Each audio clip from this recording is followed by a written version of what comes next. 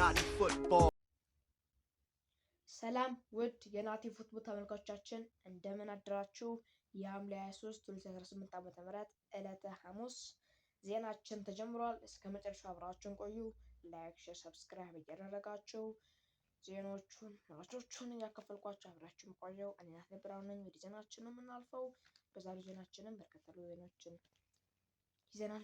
በተለይም የዝውውር ወቅት መሆኑን ተከትሎ እንደምንላችሁ የዝውውር ዜናዎችን ይዘናል። የዝውውር ዜናችንም በአርሰናል፣ ማንቸስተር ዩናይትድ፣ ሊቨርፑል እና ታላላቅ ክለቦች እንደ ማንቸስተር ሲቲ የመሳሰሉ ክለቦች እንደ ሪያል ማድሪድ ከእንግሊዝ የምንወጣ እንደ ባርሴሎና እናም የተለያዩ የአቋም መለኪያ ጨዋታዎች ነበሩ በትናንትናው ዕለት። እነሱን ጨዋታዎችንም ውጤቶችን እነግራችኋለን። እስከ አብራችሁን ቆዩ። እናም ስለ ኔይማር ጁኒየር አንድ የምንላችሁ ነገር አለ፣ ስለሱም እናወራለን። እናንተ ብቻ እስከ መጨረሻው ከናቲ ፉትቦል ጋር አብራችሁን ቆዩ እንላለን። አሁን በቀጥታ ወደ ዜናችን የምናልፈው ቀዳሚ አድርገን የምንጀምረው በአርሰናል ጉዳይ ነው። የአርሰናል ሰዎች የቪኒሲየስ ጁኒየርን ጉዳይ ይደግፉታል ተብሏል። ቪኒሲየስ ጁኒየር እና አርሰናል ስማቸው ከቅርብ ጊዜ በኋላ በደንብ እየተያዘ የሚገኝ ነው። ቪኒሲየስ ጁኒየርን በሪያል ማድሪድ ቤት አላራዘመም እስካሁን ውሉን። ስለሆነም አርሰናል የቪኒሲየስ ጁኒየር ጉዳይ እየተከተሉ ተብሏል። ከወኪሉ ጋርም ፕሮጀክታቸውን አቀርበዋል ተብሏል። ንግግርም ጀምሯል የሚሉ ወሬዎች አሉ። አርሰናል ቪኒሲየስ ጁኒየር ለማስፈረም በጣም ጥረት እያደረገ ነው የሚገኘው ማለት የሚቻል ደረጃ ላይ ደርሷል። እናም በነገው ዕለት ቪኒሲየስ ጁኒየር ምናልባት የሚያሳውቅበት ሁኔታ አለ። ይቆያል ወይስ ይለቃል የሚለው ተብሎ ይጠበቃል። ስለሆነ አርሰናል የቪኒሲየስ ጁኒየርን ጉዳይ አሁንም እየተከታተለ ነው የሚገኘው።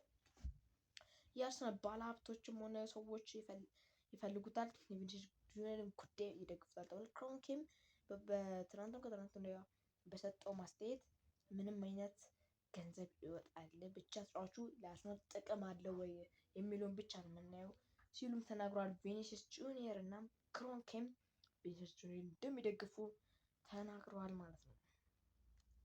ሌላኛው ማይክል አርቴታ እዛው ከቪኒሲየስ ጁኒየር ጉዳይ ላይ ማይክል አርቴታ ከቪኒሲየስ ጁኒየር በተሻለ ኒኮ ዊሊያምስን ብናስፈርም ይሻለኛል ብለዋል። ብሩም የተሻለ ነው፣ አነስ ያለ ነው። ከእንደ ቪኒም ያከባድ ዝውውር ምናምን ብርም የሚሰብር አይደለም፣ ኪስን የሚጎዳ አይደለም። የኒኮ ዊሊያምስ እዛው አንድ አይነት ቦታ የግራ ክንፍ ናቸው። የዓለም ዋንጫው ሻምፒዮን ኒኮ ዊሊያምስ ቢመጣ ከቪኒሲየስ ጁኒየር ይሻለኛል ብለዋል። ኒኮ ዊሊያምስ ይህ እንዴት ሊሆን ይችላል የሚለው አልገባንም። ኒኮ ዊሊያምስ በጣም ጥሩ ተጫዋች ነው። ከቪኒሲየስ ጁኒየር ጋር ሊወርድ የሚችል ተጫዋች ነው ማለት የምንችለው አይደለም። አሁን ግን በጣም እየቀዘቀዘ ያለ ነው። በባለፈው የሆነ ጊዜ ሲፈልጉት ቆርጠሙት ከአንድ ዓመት በፊት በጣም ፕራይም ጊዜው ማለት የምንችለው ነው። በስፔን የዩሮ በጣም ምርጥ እንቅስቃሴን ያሳየ ጊዜ ነበር። በጣም ፕራይም የምንለው ጊዜ ነበር። ከዛ ወዲሁ ግን እየደከመ እየመጣ ነው። በአትሌቲኮ ቢልባኦም ደካማ እንቅስቃሴ እያሳየ ነበረ። በዚህ ዓለም ዋንጫ ቤንች ነበር። አሌክስ ባየና ነበር ቤስት የነበረው እና ኒኮ ዊሊያምስ ግን በፍጻሜ ጨዋታ አሲስት ማድረግ ችሏል። እና ኒኮ ዊሊያምስ ይሻለኛል ብሏል ከቪኒሲየስ ጁኒየር። እንዴት ነው የሚሉን አብረን እንመለከታለን። ግን ቪኒሲየስ ጁኒየር ነገ ውሳኔውን ያሳውቃል ተብሎ ይጠበቃል። ሪያል ማድሪድ ይቆያል ወይስ ይለቃል ተብሎ። ሌላኛው በአርሰናል ጁሪያን ቲምበር ከስፔን የአርሰናል ዝግጅት ማዕከል ወደ አርሰናል ወይም ለንደን እንግሊዝ ተመልሷል ተብሏል። ሙሉ ለሙሉ ፊት እስከሚሆን ድረስ እዛው እንደሚቆይ ተነግሯል። ፊት ከሆነ በኋላ ድጋሚ ወደ አርሰናል ካምፕ ይመለሳል ተብሎ ይጠበቃል፣ ወይም ወደ ስፔን ይመለሳል ተብሏል። አሁንም ቲምበር ሙሉ ለሙሉ ፊት ይሆን አይገኝም፣ ቀዶ ሕክምና አድርጓል ተብሏል። ግን ፊት አይደለም። አሁንም ፊት እስከሚሆን ግን ወደ ለንደን ተመልሷል ተብሏል። የስራ ጉዳይ በዚሁ እናጠናቀና ወደ ማንቸስተር ዩናይትድ ጉዳይ እንገባለን። ማንቸስተር ዩናይትድ አንቶኒ ሮቢንሰን እና ሉዊስ ሃልን በግራ ተከላካይ ስፍራ ማስፈረም ይፈልጋሉ ተብሏል። በተለይም የኒውካስሉን የግራ መስመር ተከላካይ ሉዊስ ሃል ላይ ፍላጎት አላቸው ተብሏል። የግራ ተከላካይ በጣም እየፈለጉ የሚገኙት ማንቸስተር ዩናይትዶች እነ ሉዊስ ሃል፣ ሊቨራሜንቶ፣ ሮቢንሰን የመሰሉ ተጫዋቾች ባሌዋን ጭምር ነው እዛ አካባቢ ነው እና እነሱን ተጫዋቾች ይፈልጋሉ ተብሏል። በተለይ ሉዊስ ሃልን ደግሞ በዛ ቦታ ባሌዋ ወደ መሀል ሜዳ ዲፌንስ ስለሆነ ነው እና ኒውካስልን በጣም ይፈልጋሉ ተብሏል። ፍላጎታቸው አላቸው። እሱን ማስፈረም ይፈልጋሉ ተብሏል። ምናልባት ላይፈርሙ የሚችሉት አጋጣሚ አለ ተብሎም ይጠበቃል። ሌላም ደግሞ በተለይም ደግሞ ኒውካስል ፍላጎት ነው። ሌላ አጥቂም ደግሞ ማስፈረም ይፈልጋሉ ተብሏል። ምናልባት ጆሹዋ ዘርክዚ የሚወጣ ከሆነ የሴስኮን ተፎካካሪ የሚሆን አጥቂ ማምጣት ይፈልጋሉ ተብሏል። ጆሹዋ ዘርክዚ አሁን ከኮሎሞ ከጁቬንቱስ ጋር ስሙ እየተያዘ ይገኛል እና ምናልባት እሱ የሚለቅ ከሆነ ወይም ሌላ ወደ ሌላ ክለብ የሚሄድ ከሆነ ዘርክዚ የሴስኮን ተፎካካሪ ለአጥቂ ማምጣት እንደሚፈልጉም ተነግሯል።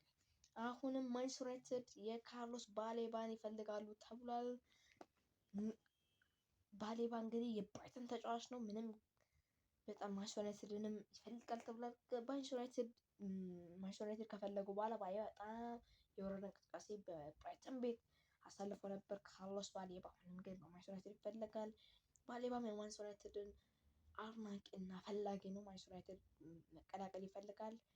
ስለሆነ ባሌባ ማንቸስተር ዩናይትድ ገፍቶ የሚሄድ ከሆነ የብራይተን ውሳኔ ነው እንጂ ባሌባ አሁንም የማንቸስተር ዩናይትድ ፈላጊ ነው፣ ፍላጎትም አለው ተብሏል። ሊቨርፑልን ስንመለከት ሊቨርፑል እንግዲህ የምናነሳው የባርኮላን ጉዳይ ነው። እሱን የምንመለከት ሊቨርፑል ለባርኮላ በርከት ያለ ዝውውር ገንዘብ ለማቅረብ እየተዘጋጁ ነው ተብሏል። 170 ሚሊዮን ዩሮ ይፈልጋሉ ተጫዋቹ ተብሏል። እንግዲህ ፒኤስጂ ውሉን ማራዘም ደግሞ አለመፈለጉ ምክንያት 170 ሚሊዮን ዩሮ ከባርኮላ ዝውውር ፒኤስጂዎች ማግኘት እንደሚፈልጉ ተገልጿል። ይፈልጋሉ። ሊቨርፑል ይህንን ገንዘብ ይከፍል ሊሆን አብረን እንመለከታለን። ባርኮላም ሊቨርፑል መቀላቀል እንደሚፈልግም ተነግሯል። ስለሆነ ሊቨርፑልን በርከት ያለ ዝውውር ገንዘብ ለማቅረብ የተዘጋጁ ነው ተብሏል። እስከዛሬ በዚህ ሳምንት ውስጥ ሊያቀርቡ የሚችሉበት አጋጣሚ ይኖራል ተብሏል። በማንኛውም ጊዜ ሌላኛው በክለቦች አቋም መለከት ጨዋታ ሊቨርፑል በሁለተኛው አቋም መለከት ጨዋታ ከሬክሳም ጋር ትናንት ኖርት ጨዋታ ተደርጎ ነበረ። 1-0 በሆነ ውጤት አሸንፏል። ጎሉን ደግሞ የታዳጊ ተጫዋች ሮዮ ንጉሙሃ ጎሉን አስቆጥሯል። ሁለተኛ አቋም መለከት ጨዋታውን እንግዲህ ማሸነፍ ችሏል። የመጀመሪያ አቋም መለከት ጨዋታውን ከእንግሊዝ ፕሪሚየር ሊግ ቡድን ሰንደርላንድ ጋር ነበር ያደረገው። 4-2 በሆነ ውጤት ማሸነፍ ይታወሳል።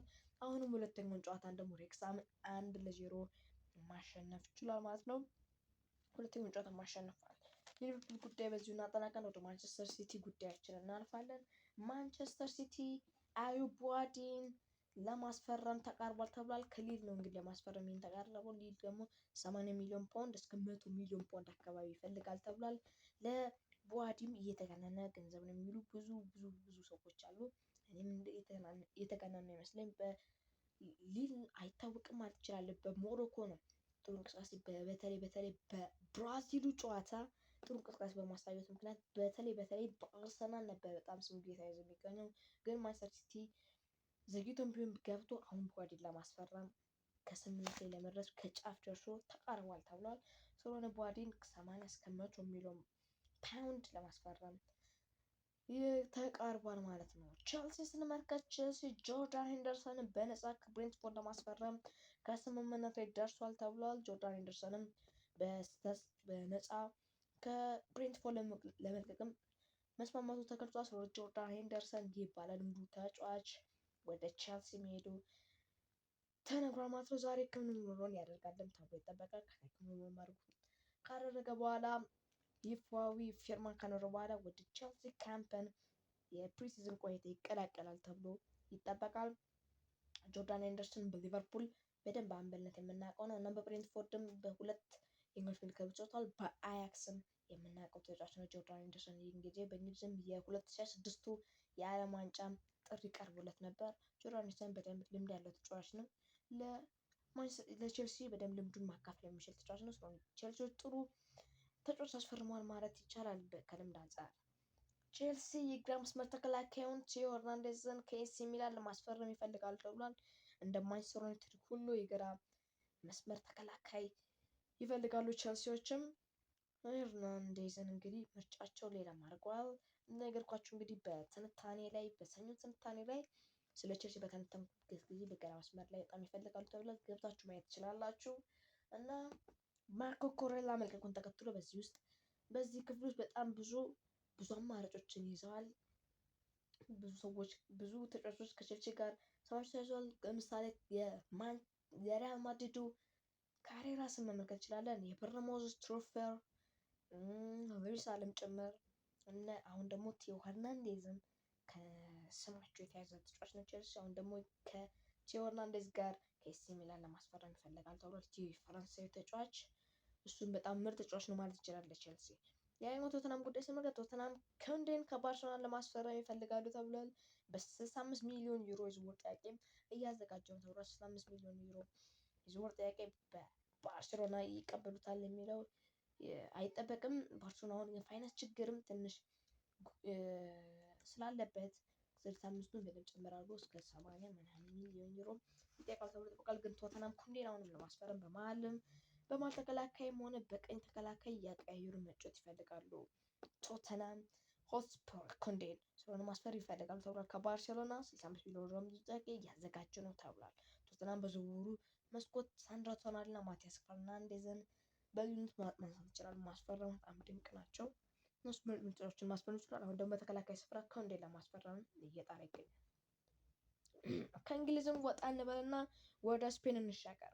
ሪያል ማድሪድ እናገኛለን። በቅድሚያ ስፔን ስንሻገር ሪያል ማድሪድ ከሮድሪ ጋር አሁንም ንግግር ጀምሯል ተብሏል። ሪያል ማድሪድ እና ሮድሪ በጣም ስማቸው የተያዘ ይገኛል። ሮድሪም ፍላጎት አለው ሪያል ማድሪድ መሄድ፣ ሪያል ማድሪድም ሮድሪ መምጣት ፍላጎት አለው። ማንቸስተር ሲቲ ግን ፍላጎት የለም። ሁሉን ማደስ ነው የሚፈልገው ሮድሪ። እናም ሮድሪ አሁንም ንግግር ጀምሯል ተብሏል። እንግዲህ ሮድሪ እንደማስፈረም ወደ 50 ሚሊዮን ዩሮ ድረስ ሪያል ማድሪድ ለሮድሪ ይፈልጋል ተብሏል። ግን ማንቸስተር ሲቲ ይሄ ዋጋ ለትልቅ ባላንዶር በይ የዓለማችን ምርጡ የሚድፊልደር ተጫዋች መባል ያለበት ዲፌንሲቭ ሚድፊልደር በተለይ የሆነ ተጫዋች 50 ሚሊዮን ዩሮ ገንዘብ አይሆንም ሲሉ ተገልጿል የማንቸስተር ሲቲ ሰዎች። እሱም ትክክል ነው ማለት እንችላለን። ይሄ የዓለም ዋንጫው ምርጥ ተጫዋች አምበል ሻምፒዮን የሆነ ባላንዶር የበላ ማልምዶን መቆጣጠር የሚችል ብዙ ማንቸስተር ሰዎችም ሲያወሩ ብዙ ሰዎች ጎልና አሲስት ሊያወሩ ይችላሉ። ግን የመሃል ሜዳውን ሲቆጣጠር አንድ ቡድን ምንም ማሸነፍ ይችላል። የቡድኑን የመሃል ሜዳ መቆጣጠር የሚችል ተጫዋች በ50 ሚሊዮን ዩሮ መሸጥ አንፈልግም። ባላንዶር የበላ ሻምፒዮንስ ሊግን፣ ፕሪሚየር ሊግን፣ የዓለም ዋንጫን በዓለም ዋንጫን የአምበልነት ያነሳ ተጫዋች በ50 ሚሊዮን ዩሮ መሸጥ አንፈልግም ሲሉ ተደምጠዋል። ግን ሪያል ማድሪድ ከ50 እስከ 60 ሚሊዮን ዩሮ ለማቅረብ ነው የተዘጋጁ ተብሏል። ይህ ጥያቄው ካቀረቡ በኋላ ውድቅ ይደረግባቸዋል ተብሎ ይጠበቃል። ምን ምላሽ ይሰጣሉ ማንቸስተሮች የሚለው አብረን እንመለከታለን። ደግሞ ሪያል ማድሪድ ማሳንቾኖ፣ አሴንሲዮ እና ጋርሺያ በዚህ የክረምት ዝውውር መስኮት የሚለቁ ተጫዋቾች እንደሆኑ ተነግሯል። ማስታንቶኖ እና አሴንሲዮ በውሰት ክለቡን የሚለቁ ተጫዋቾች ሊሆኑ ይችላሉ ተብሎ ይጠበቃል። አሴንሲዮ እና ማስታንቶኖ ከሪያል ማድሪድም መልቀቅ አይፈልጉም። በተለይ አሴንሲዮ ከሪያል ማድሪድ መልቀቅ አይፈልግም። በውሰት ምናልባት ሊለቀቁ ይችላሉ። ጋርሺያ ግን ከሪያል ማድሪድ መልቀቅ ይፈልጋል። ስለሆነ ጋርሺያ ደግሞ ሊሸጥ ይችላል ተብሏል። ሊሸጥም ነው ተብሏል። ፉላም ጋር ጥሩ ንግግር ላይ ናቸው ተብሏል። ከአርቤሎ ጋር ድጋሚ መስራት አጋጣሚ ሊያገኝ ይችላል ተብሎ ይጠበቃል። ጋርሺያ ስለሆነ ከፉላም ጋርም ጥሩ ግንኙነት አላቸው። ፉላም የሚያስፈርምበት አጋጣሚ የሰፋ ነው ተብሏል። ጋርሺያ ስለሆነ ሪቨር ፕሌት ማስታንቱኖን ድጋሚ ለማስፈረም ይፈልጋሉ ተብሏል። ማስታንቱኖም ድጋሚ ወደ ሪቨር ፕሌት ያሳደገው ክለብ ማስታንቱኖ መሄድ ይፈልጋል ተብሏል። ሪያል ማድሪድ ግን በአውሮፓ በውሰት እንዲቆይ ነው የሚፈልጉት። ወደ ሪቨር ፕሌት መሄድ አይፈልጉም ሪያል ማድሪድ ተብሏል። ምን ይሁን አብሮን መከታተል ማሳንሱን ያኛው ሪያል ማድሪድ መጨረሻ ስናደርግ ጆዜ ሞሪኒዮ ከሮድሪ ጋር ብዙ ጊዜ ተነጋግሯል ተብሏል። የአዲሱ የሪያል ማድሪድ አሰልጣኝ ፖርቱጋላዊ ጆዜ ሞሪኒዮ ሮድሪን በጣም አድናቂ እንደሆነ ይታወቃል። ሮድሪ ጋርም ብዙ ጊዜ ተነጋግሯል ተብሏል። እናስ ሮድሪ መምጣቱ ጉዳይ በጣም እየተነሳ ይገኛል። ሪያል ማድሪድ በጣም እየተጉ ነው የሚገኙት። ምናልባት የሚመጣበት አጋጣሚ ትልቅ ይሆናል። እነ ቻርሜን የሚለቁ የሚችልበት አጋጣሚ አለ። እነ ካማቪንጋም ጭምር ማለት ነው። የሪያል ማድሪድን ጉዳይ በዚሁ እናጠናቅና ወደ ሌላኛው ባርሴሎና ስፔን ክለብ ወደ ባርሴሎና እንሂድ። ባርሴሎና ፍራን ቶሬስ በባርሴሎና የሚቆይበት ሁኔታ የሰፋ ነው ተብሏል። ምክንያቱም የሱ ተተኪ ባለመኖሩ ምክንያት ነው። ፒኤስጂ ተጫዋችን ፈላጊ ነበረ። ግን አሁን ፍራን ቶሬስም እዛው መቆየት የሚፈልግበት አጋጣሚ ይኖራል ተብሎም አይጠበቅም። ለነገሩ ውሉንም እስካሁን አላራዘመም። ውሉ ማራዘም ሁኔታን እስካሁን አለም ተብሎ አይጠበቅም። በፍራን ቶሬስም ፍላጎት አለውም ተብሎ አይጠበቅም። ስለሆነ በባርሴሎና የሚቆይበት ሁኔታ የሰፋ ነው የሚሉ ወሬዎች ግን አሉ። ስልክ ባረበሩበት እና ጁሊያን አልቫሬዝን ማስፈረም ይፈልጋል። እሱም ወደ ባርሴሎና መሄድ ይፈልጋል። ግን አትሌቲኮ ማድሪድ ወደ ድል ተቀናቃኝ ስፔን ቡድን በተለይ ሪያል ማድሪድ ወይም ባርሴሎና መሸጥ አንፈልግም ብሏል። እናም ደግሞ ቢሸጡ እንኳን ብሩ በጣም የሰፋ ነው። ባርሴሎና ደግሞ የፋይናንስ ጉዳይ በጣም እያጨናነቀው የሚገኝ ቡድን ነው እና ባርሴሎና አይፈልግም ተብሏል ማለት ነው። ያኛው ጁቬንቱስን ጁቬንቱስ ኮሎሙዋኒን በውሰት ለማስፈረም ተስማምቷል። ድጋሚ ነው እንግዲህ ኮሎሙዋኒን ያስፈረሙት ከፓሪስ ሳን ጀርመን ወደ ፒኤስጂ ከአይንትራ ፍራንክፈርት በጣም በውድ ዋጋ ኮሎሙዋኒ ቢሄድም ግን እዛ ፒኤስጂ ያልተሳካ ጊዜ አሳልፏል። በጁቬንቱስም ጥሩ እንቅስቃሴ በ19 ጎሎች በውሰት አሳልፏል። ድጋሚ ደግሞ ወደ ቶተናም ተመልሶ ወደ ቶተናም ሄዶ ቶተናም ላይ ደካማ እንቅስቃሴ ማለት የምንችለው ነው ያሳየው። ድጋሚ እንግዲህ አሁን የፒኤስጂ ንብረት ሆኖ ነበር። አሁን ደግሞ ወደ ጁቬንቱስ ድጋሚ በውሰት መሄድ ይችላል ማለት ነው። ኮሎሙዋኒ ዝም ብሎ እየተገላታ ያለ ተጫዋች ነው። በፈረንሳይ ብሔራዊ ቡድን ጥሪ ያልቀረበትም በ2026 ዓለም ዋንጫ በ2022 ዓለም ዋንጫም የዓለም ዋንጫውን ያሳጣቸው እሱ ተብሎ ይታወሳል። በ119 120 ምናምን ደቂቃ አካባቢ ላይ ያቺ ሰባት ኳስ በጣም ለሱም ድካም እሱ ነው ማለት እንችላለን ማለት ነው። ስለሆነ ጁቬንቱስ ኮሎሙዋኒ ወሰት ለማስፈረም ተስማምቷል። ሌላኛው ክሮፒን የሚመለከት ጉዳይ ነው። ክሮፒ በቅድመ የክለቦች እንግዲህ ቅድመ ክለቦች የአቋም መለከት ጨዋታዎችን አድርጋችሁ ዝግጅት ያደረጉ ሰዓት ላይ ተጎድቷል ተብሏል። ስለሆነም ቀዶ ሕክምናም በለንደን አድርጓል። ወዲያውኑ ተመልሶ ከ3 እስከ 4 ወራትም ለመመለስ ሪከቨሪ ለማድረግ ይፈጅበታል ተብሏል። በአውስትራሊያ ነው እንግዲህ ፕሪሲዝናቸውን ቆይታ ያደረጉ የሚገኙት ባርናማውዞች ጥሩ ክሮፒ እስከ 3 እስከ 4 ወራት ለማለት ይቆያል ተብሏል። በአርሰናል ይፈለግ ነበር ተጫዋች እንግዲህ አሁን ወደ ተጨናገፈ ይመስላል። ክሮፕ ባርናማውዝ እንደሚቆይ የተረጋገጠ ይመስላል። ባርሴሎናም የዚህ ተጫዋች ፈላጊ ነበረ። ስለሆነ ባርሴሎና አሁን ፈራን ቶሬስ ማቆየት መስራት ያለበት ይመስላል። ሌላኛው እንደነገርናችሁ ስለ ኔይማር ጁኒየር አንድ ነገር እንነግራችኋለን ብለን ነበረ። ኔይማር ጁኒየር ከብራዚል ብሔራዊ ቡድን ራሱን ማግለሉን ትናንትና ዕለት ይፋ አድርጓል። ኔይማር ጁኒየር ከብራዚል ብሔራዊ ቡድን ራሱን አግልሏል። ኔይማር ጁኒየር በብራዚል ብሔራዊ ቡድን 80 ጎሎች አስቆጥሮ 59 አሲስቶችን አድርጓል። 4 የዓለም ዋንጫ ላይ ተሳትፏል። 2014 ብራዚል ባዘጋጃቸው የዓለም ዋንጫ ላይ መሳተፍ ይችላል። በጀርመን 7-1 ተሸንፈው በግማሽ ፍጻሜ እስከሚሰናበቱ ድረስ የእሱ አስተዋጽኦ በጣም ምርጥ ነበር።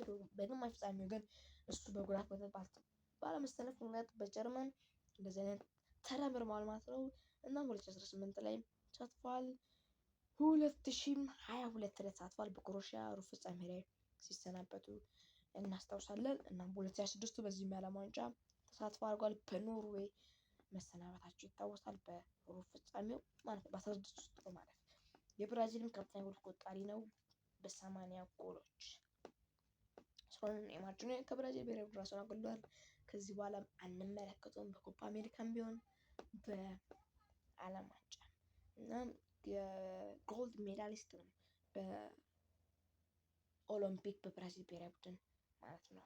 ሞሪሲዮ ፖቼቲኖ በአሜሪካ ብሔራዊ ቡድን ለመቆየት ተስማምቷል። ሞሪሲዮ ፖቼቲኖ የአሜሪካን ብሔራዊ ቡድን 2026 የዓለም ዋንጫ መምራታቸው ይታወሳል። ጥሩ ጉዞ አድርጓል ማለት ይቻላል። በቤልጅየም 4-1 በሆነ ውጤት እስከሚሸነፉ ድረስ ባዘጋጁት የዓለም ዋንጫ 16 ድረስ መሳተፍ ችለዋል። በቤልጅየም ነው የተሸነፉት። አስደናቂ እንቅስቃሴን አድርጓል። ሞሪሲዮ ፖቼቲኖ ይህንን ሀገር የዚህ ብሔራዊ ቡድን ጥሩ አሳይቶታል ማለት እንችላለን። በደንብ አውጥቶን ያሸነፈ ነበር። ፓራጓይን 4-1 ሲያሸንፍ አውስትራሊያን ሲያሸንፍ ተመልክተናል። ይህ ቡድን እንግዲህ በጣም ጥሩ ቡድን ነው ማለት ይችላል። ሞሪሲዮ ፖቼቲኖ በአሜሪካ የሰሩት እና በቀጣይም እንደሚቆዩት ተገልጿል። ሌላኛው በመጨረሻ ጉዳይ የምናነሳው የክለቦች የአቋም መለኪያ ጨዋታ ነው። እንዳልናቸው የክለቦች እንግዲህ የአቋም መለኪያ ጨዋታቸውን ያደርጋሉ ሊጎች ከመጀመሩ በፊት እና የአቋም መለኪያ ጨዋታዎችን ስንመለከት ሊቨርፑል እንዳነሳንላችሁ ሊቨርፑል ሬክስሃምን እንደዚህ አሸንፏል በሮሜሉ ጎል። ቶተናም ሲድኒ ጋር ያደረገውን ጨዋታ 1-1 አጠናቋል። በመለያ ምት ግን አሸንፏል። ቶተናም እነ ማቲያስ ፈርናንዴዝ እነ ቶናሊ የመሳሰሉት ማስፈረም ይታወሳል። አሁን ግን ከሲድኒ ጋር እንደመለያየቱ ጥያቄ ያስነሳል። ምንም እንኳን ፕሪሲዝን ጨዋታ ቢሆንም በመለያ ምት ግን አሸንፏል። ቅዳሜ ደግሞ የፕሪሲዝን ለንደን ደርቢ ጨዋታ ይደረጋል። ቼልሲ ከቶተንሃም ጥሩ ጨዋታ ነው ተብሎ ይጠበቃል። ኒውካስትል ዩናይትድ በብሪስቶል ሲቲ 4-1 በሆነ ውጤት ተሸንፏል ባልተጠበቀ ሁኔታ። ኒውካስትል ዩናይትድ በብሪስቶል ሲቲ እንግዲህ 4-1 መሸነፍ ማለት በጣም ያልተገመተ ነው። አሁን ቶናሊ የሚለቁባቸዋል ሮግማርሽ የሚለቅ ነው እየተባለ ነው። ኒውካስትል ግን በብሪስቶል ሲቲ አቋም መለኪያ ጨዋታ ቢሆንም እንኳን በብሪስቶል ሲቲ 4-1 መሸነፍ ጥሩ ይሆናል ብዬ አልገምትም፣ አልተጠበቀም ነው እና ብዙ ተመልካቾቻችን የተናገራቸው ሌሎች 2-3 ጨዋታ እያደረጉም ይገኛሉ። አርሰናል ግን እስካሁን ምንም ጨዋታ አላደረገም የሚሉ ጥያቄዎች አይምሯቸው ሊመጣ ይችላል። አርሰናል ወደ ስፔን አቅንቷል ፕሪሲዝን ጨዋታውን ለማድረግ የሚያደርገውም ከቅዳሜ ላይ ጂሮና ጋር ጨዋታውን ያደርጋል። ቅዳሜ ጠብቆት ማለት ነው። አርሰናል ቅዳሜ ነው ከጂሮና ጋር ያደርጋል። ስለሆነ የመጀመሪያ ጨዋታ ያውቃል ከጂሮና ጋር ነው። እንደማውቀው እንደዚህ መረጃ አርሰናል 3 ጨዋታ ብቻ ነው የሚያደርገው። በቅድመ ውድድር ጨዋታ ኤምሬትስ ካፕ አንዱ ነው። የሁለቱ ደግሞ ያዕቆብ ማድጋ ጨዋታ ነው። ኤምሬትስ ኤፍ ኤ ካፕ ኤምሬትስ ካፕ የሚያደርገው ጨዋታ ከቦሩሲያ ዶርትመንድ መሆኑ የተረጋገጠ ጉዳይ ነው። ከጂሮና ከቦሩሲያ አሉ ግን ዘንግቻለሁ። እንግዲህ ተመልካቾቻችን ውድ የናቲ ፉትቦል ተከታታዮች የዛሬው ማለዳ ስፖርት ዜናችንን አጠናቀናል። ይህን ይመስል ነበረ። ነገም በትኩስ ዜናችንን እንመርሳለን። እነዚህ ዜናዎች ትኩስ ዜናዎች መረጃዎችን ያካፈልኳችሁ እስካሁን ጊዜ ድረስ የቆዩት ናትናኤል ብርሃኑ ነኝ። ነገም እንመለሳለን። ነገ ጠብቁን። ላይክ አድርጉ፣ ሼር እያደረጋችሁ ሰብስክራይብ የሚያደርጋችሁ ሰላም ሁሉ አበረታቱን። አመሰግናለን። ሰላም ዋሉ።